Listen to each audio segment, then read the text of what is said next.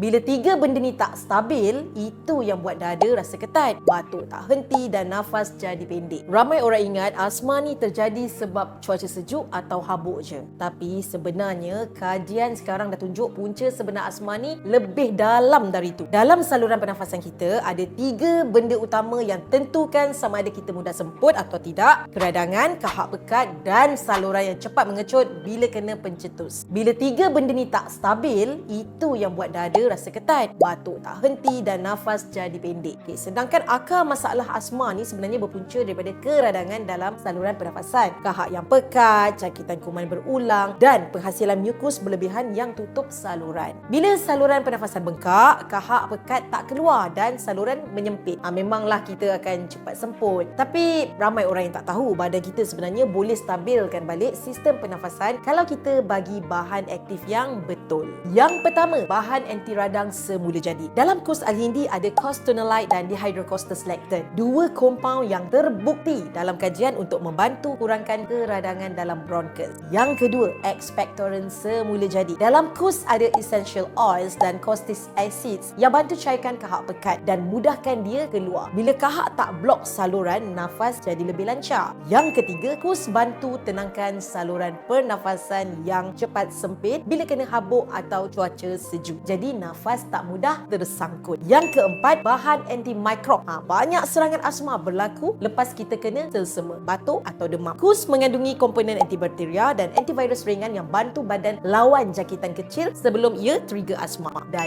yang kelima, kurs bantu stabilkan mukus daripada terlebih dihasilkan bila cuaca lembap atau hujan. Inilah punca kenapa ramai orang batuk waktu malam. Ramai yang sebelum ni batuk tak berhenti, kahak pekat dan dada rasa ketat, bila konsisten 2 ke 4 minggu, pernafasan jadi lebih stabil. Kahak makin kurang, saluran pernafasan lebih lawas dan keradangan pun reda. Hidup pun rasa lebih tenang.